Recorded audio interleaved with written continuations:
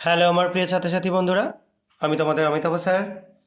সবাইকে আমার YouTube channel practical and theory ক্লাসরুমে স্বাগত জানাচ্ছি। আজকে তোমরা এখানে বেশ কয়েকটা কন্টেনার দেখতে পাচ্ছ। তো আমি সামনের দিকে একটা ট্রান্সপারেন্ট সলিউশন রেখেছি, দেখতে পাচ্ছ। সেটা একটা বিকারের মধ্যে রাখা রয়েছে। এর মধ্যে আমি এই ইওলিস কালারের সলিউশন কিছুটা অ্যাড করে দিচ্ছি।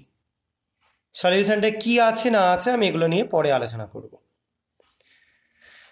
তো এরপর এই যে মিডিয়ামটা তৈরি হলো বা মেটেরিয়ালটা তৈরি হলো, এই যে সলিউশনটা এর মধ্যে আমি অ্যাড করব কিছুটা পাশে রাখা আরও একটা ট্রান্সপারেন্ট সলিউশন। দেখো সলিউশনটা কালারটা কীরকম হয়ে গেল, কালারটা কিন্তু পুরোপুরি চেঞ্জ হয়ে গেল।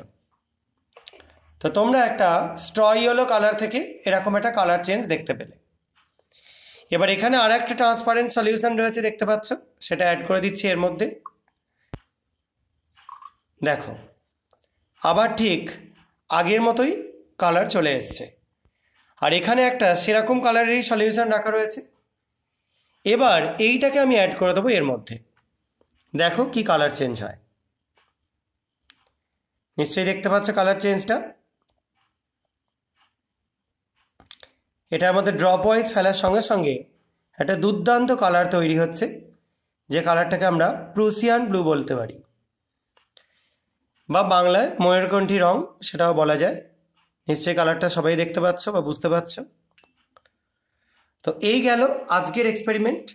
তো এখানে কি করা হলো, প্রথম আমরা যে সলিউশন নিয়েছিলাম, প্রথম যেখানে এখানে একটা কালারলেস সলিউশন ছিল, সেটা ছিল শুধু জাস্ট ডিস্টিল ওয়াটার, পাতিত জল।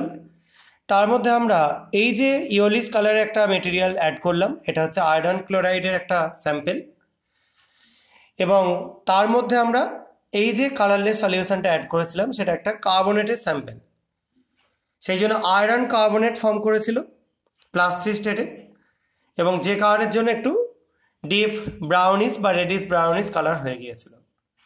আর এখানে ছিল একটা ডাইলিউট অ্যাসিড, সেটা দেওয়াতে সেটা আবার ডিজলভ করে গিয়ে ফেরিক ক্লোরাইডই তৈরি করেছিল। এখানে আয়রনের +3 স্টেট নিয়েছিলাম। এবার এর মধ্যে যেটা আমরা ইয়েলো কালারের সলিউশনটা অ্যাড করলাম, এটা হচ্ছে পটাশিয়াম ফেরোসায়ানাইড সলিউশন। সেটা Fe+3 স্টেটে দেওয়াতে প্রুসিয়ান ব্লু কালারেশন তৈরি হলো। এবং এটা থেকেই আমরা কনফার্মেশন পেলাম আয়রন +3 কী করে কনফার্ম করা যায়। যদিও শুধু এটা আয়রন +3 জন্যই টেস্ট না, এটা আয়রন +2 থাকলেও এরকমই এক্সপেরিমেন্ট হতো।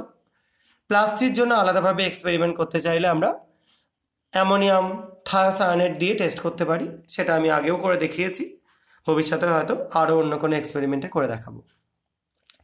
আজকের মতো এক্সপেরিমেন্ট এটুকুনি। যদি তোমাদের কারো কোনো অসুবিধা থাকে কমেন্ট সেকশানে লিখে জানাতে পারো।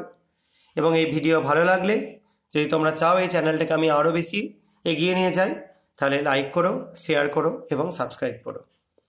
আজকের মতো এটুকুনি। সবাই খুব ভালো থাকবে, সাবধানে থাকবে। বাই।